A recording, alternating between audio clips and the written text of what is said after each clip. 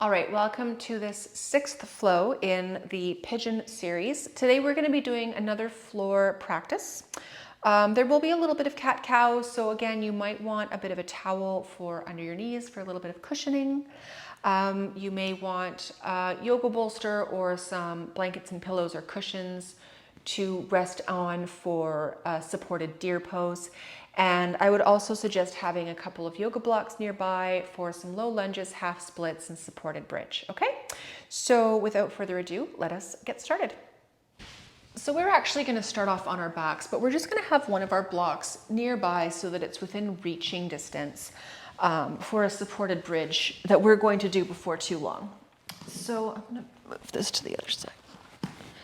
So we're just going to start off for a moment on our backs in a bit of a shavasana. And just taking this moment to do a little bit of a scan from your toes to the top of your head and just notice what might be feeling a little cranky today, what's feeling really good today, what's feeling heavy and settled. Maybe there's just an overall sense of not jitteriness, but just like wanting to move. Just let your breath land in your body and do your best to let your body sink into your mat and be fully supported by the floor.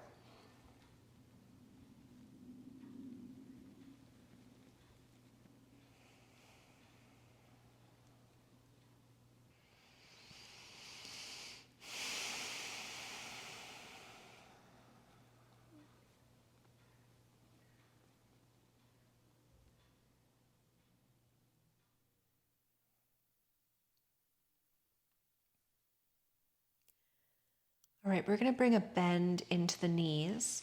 The feet are going to be mat width distance apart, so you might have the edge of the mat running down the center line of each foot.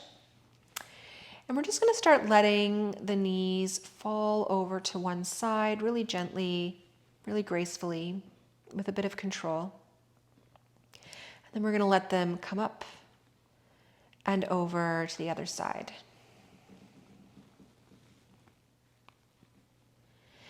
And you can hold it for a little bit on one side and then go back to the other and hold it for a bit, or you can make it more of a continuous kind of motion if that feels better in your body. You also don't need to let the knees fall as far as I am. We're going for what's comfortable. I did a lot of this kind of stuff earlier today, the day that I'm filming, and so this feels very fluid and easy and soft for me. I'm not having any pinching or hitting any walls. But if your hips are a little tighter or a little crankier today, you may be staying very high up in this motion, and that's totally fine.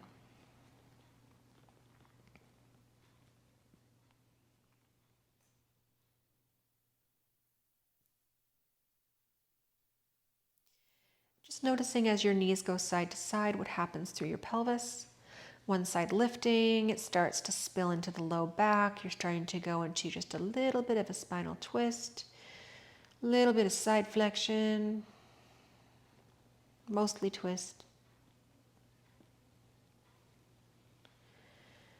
All right, one more time to the opposite side than you were just on. And then we're going to come up through center, bring the feet hip width distance apart. Grab that block that we had on standby. We're going to lift the bum, placing the block underneath the pelvis, not under your low back, under your pelvis. Resting your pelvis back down on that block. Hands can come to the floor. They can be just alongside your body. You can bring them out into more like snow angel arms if that feels good for you. Whatever feels best. And we're just going to hang out here for a moment in a supported bridge. Which, if you're feeling tension in your hips to prevent yourself from splaying outwards, feel free to widen your feet a little bit and let your knees just kind of knock in towards each other. They may not actually touch, but giving your legs permission to fall inward, they're not going to move as far as they might want to fall outward. So it's just going to let you relax here a little more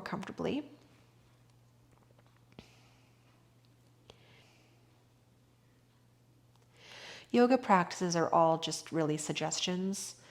No teacher can know exactly how things are landing in each person's body, what modifications they need. It's hard to cue to a classroom of people. It's really hard to cue to a bunch of people who you have no idea if and when they're going to watch a video. So it's all just suggestions and ideas. That's why it's so important for you to listen to your body and take things slow and approach things with curiosity, and just leave force out of the equation.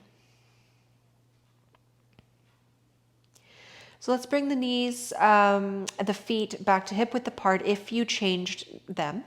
We're going to press those feet into the ground so that we can lift the hips off the block, remove the block, and then lower the vertebrae one at a time, ending with the pelvis. Take a moment here.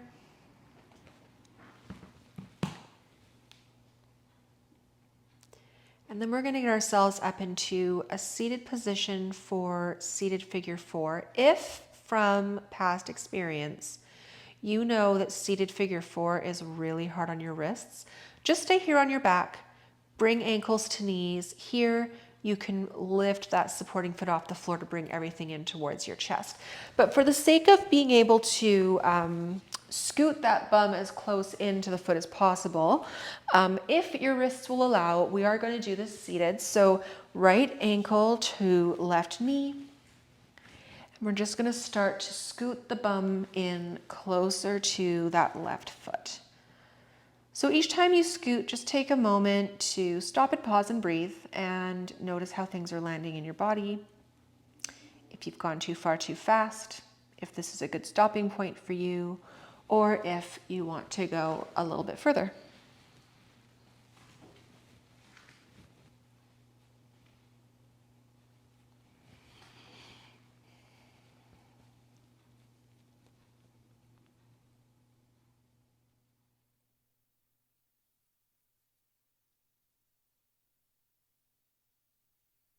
All right, so to come out of this, there's two ways. You can either let the foot that's on the floor move away, or you can scoot your bum back. Either way, we're just putting some space between that bum and the foot that's on the floor. We're gonna bring that right foot back down, switching sides, left ankle to right knee. Take a second here, see how it lands in your body. Try moving that butt closer to that right foot. Hang out for a second, breathe. Notice the sensations, where they are, how they're changing. I'm going to give it one more scoot.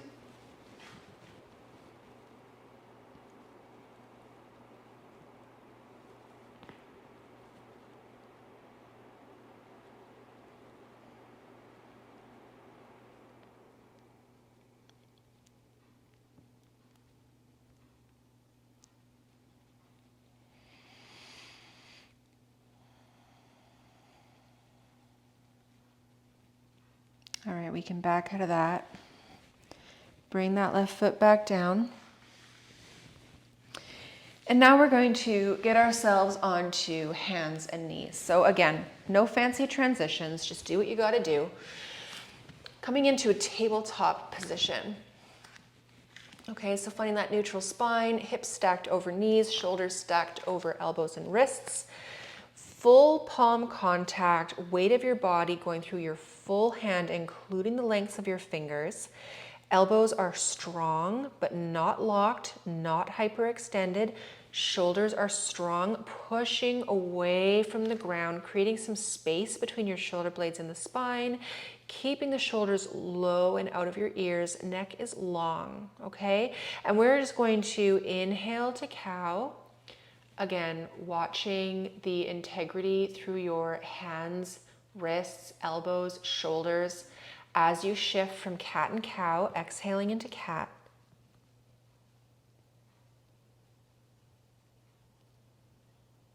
Following your own breathing rate, moving back and forth between cat and cow. There is going to be some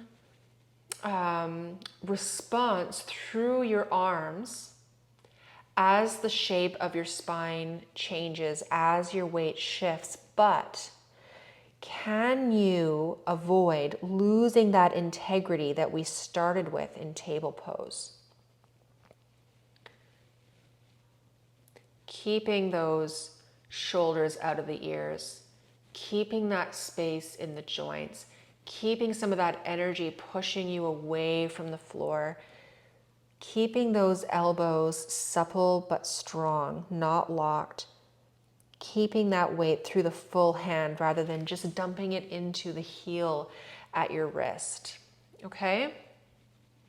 We're going to come back through table, do some right shoulder to right hip, left shoulder to left hip. We're just following the breath.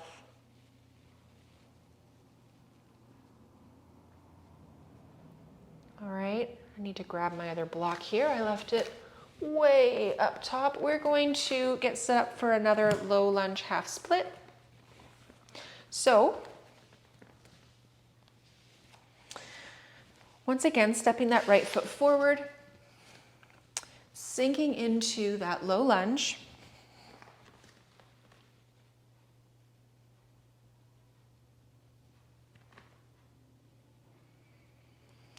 Walking the blocks and hands back into half split.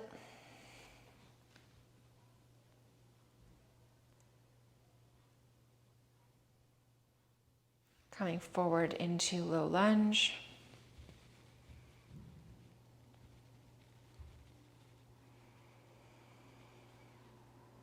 I'm just going to turn to face the camera.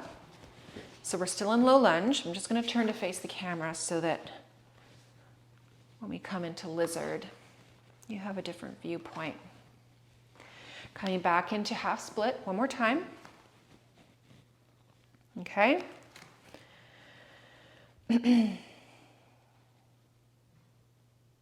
Now we're going to transition a little differently than we did last time. We're going to come back into that low lunge first.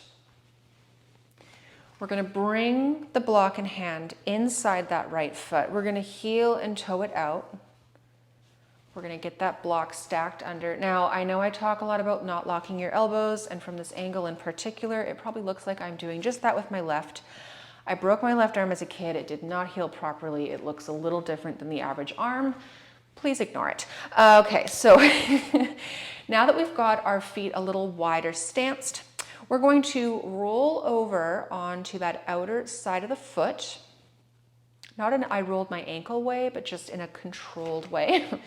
Letting that angle, that knee angle outward.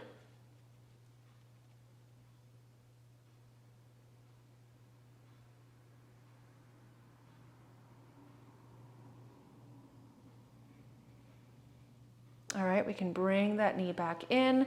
Start to shift your weight back and just get your right leg back into tabletop. We are going to grab the cushion that I recommended you have. We're going to take a little bit of a rest in deer pose. So again, I'm going to try a different angle here so that you can see my leg set up. So for deer pose, this is my leg set up. I'm going to have my right leg in the front, knee bent, leg turned out, outer thigh, outer shin against the floor. My left leg is kind of to the side and behind me a little bit. It's turned inward. I've got the inner thigh and the inner shin towards the floor. You can use this position very similar to a pigeon and have the bolster coming straight out off that front shin and just fold straight forward. And you can be here for a while. You could also put the bolster kind of beside your right hip. Add a twist into the mix to send your belly and your chest sort of facing that bolster and lower yourself down here.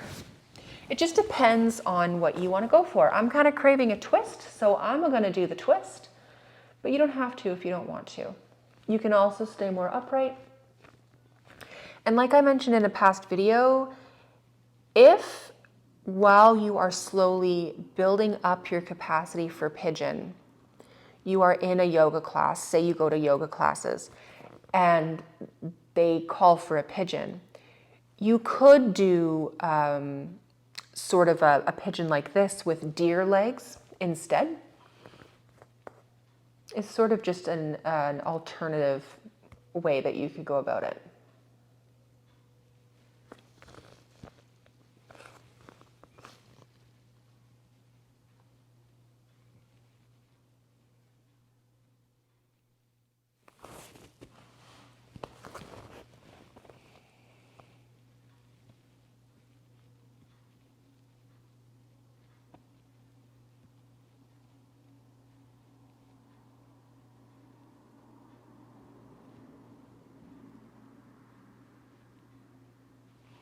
All right, we're gonna push ourselves upwards, get our legs out of this position.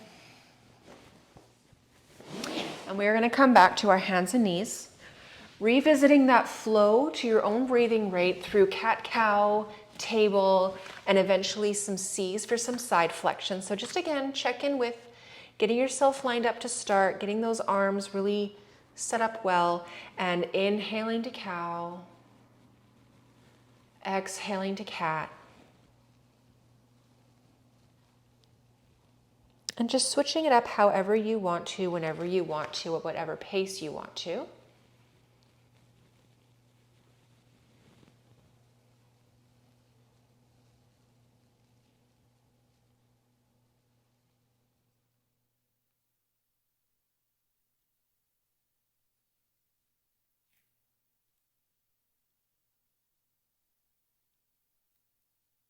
Before too long, we'll get back into our low lunge half splits on the left side.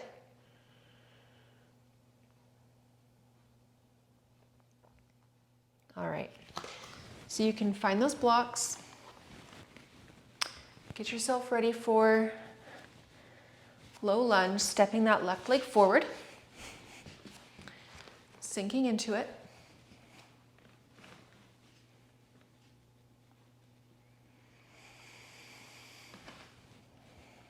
Making sure that you're breathing. Shifting the weight back, coming into half splits.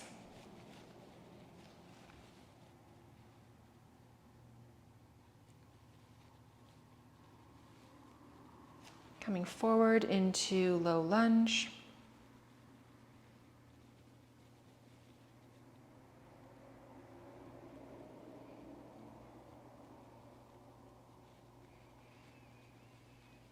Back into half splits. One more time. The next time we come forward into low lunge, we're going to transition into a lizard. It's a funny sentence. Okay, so walking the hands and blocks forward, bringing that left hand and block to the inside of the left foot, heel and toe the left foot out a little wider. Get those blocks and hands stacked nicely back under your shoulders. You can sink into it a little bit more, and then you can start to let that left knee fall out to the left side. Getting that kind of hip opening happening.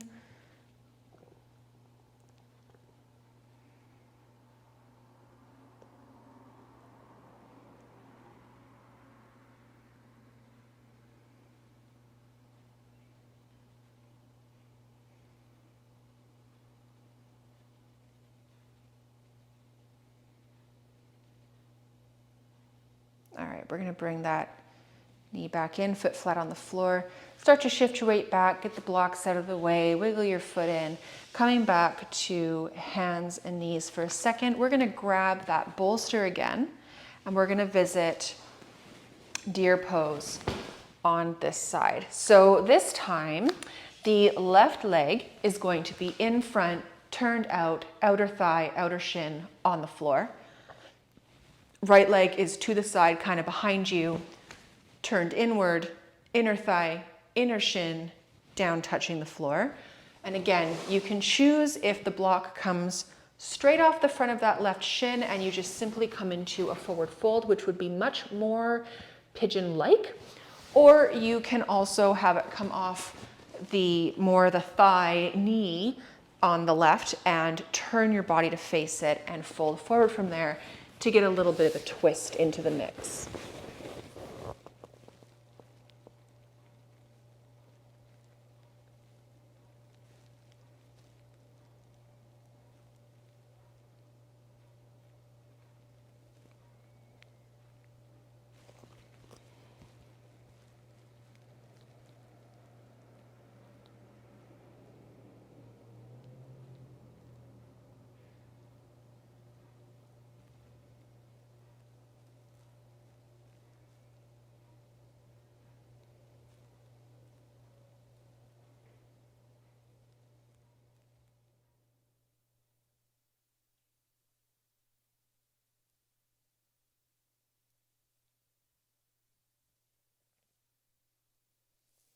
All right, you can use your hands to walk yourself up. Untwist if you twisted, get the bolster out of the way, start to get your legs out of that shape. And find yourself on your belly, okay? So we are going to, just for a moment, just to strengthen the back line of the body, we're going to revisit that locust position. So again, your forehead is going to start off on the floor. I just need to not get muffly with my mic. Arms are down alongside your body, and you can begin to lift the chest and head off the floor. You can lower it down. Lift the head and chest off the floor and begin to lift your arms off the floor, straight up towards the ceiling a bit. Bring it back down. See if maybe you can get a little more height if it feels okay. If you were feeling tapped out before, don't force it just for the sake of forcing it. Bring it back down. And this time the legs are going to come along for the ride. Okay, so we're going to lift. We're kind of trying to get our belly being the main point of contact with the floor, very bottom of the rib cage, but everything else is kind of peeling away from the floor. You're not craning your head back, you're just kind of gently looking at the floor, the neck staying long with the spine, following the gentle arch of the spinal extension. And let it come down to the floor. You can stack your hands to rest your forehead. We're just going to bring that right leg up into a one-legged frog. And we're going to take a couple breaths here.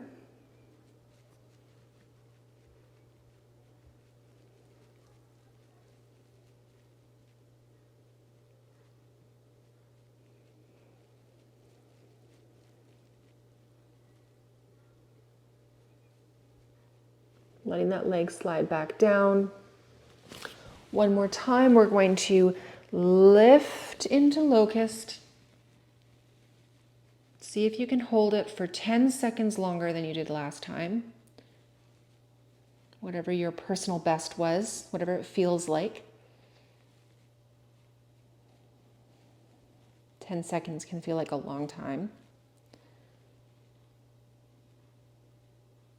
Let everything lower down to the floor. You can stack your fists again, rest your head. Bring that left leg up into a one-legged frog.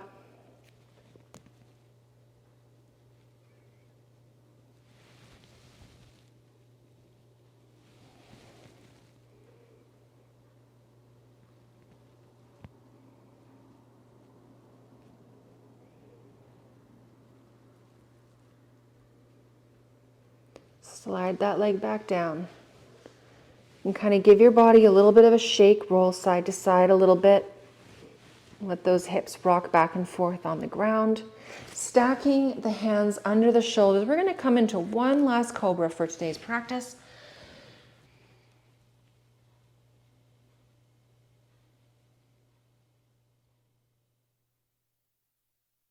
Lowering back down to the belly. Pushing up through tabletop, bringing the knees wide. Toes touching in the back, and ending things off in a nice, long, restorative child's pose. Now, if you want to build this up with a bolster under your torso, make it as cozy as possible, you're more than welcome to.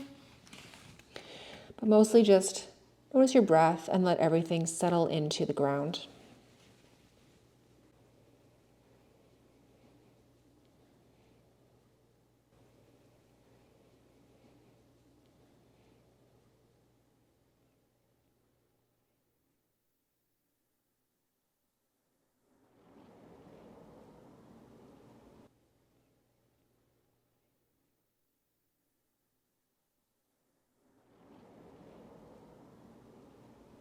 All right, so that is the end of today's practice. If you want to stay here in child's pose longer, you're more than welcome to. You can turn this into a shavasana and just lay on your back for a while as well.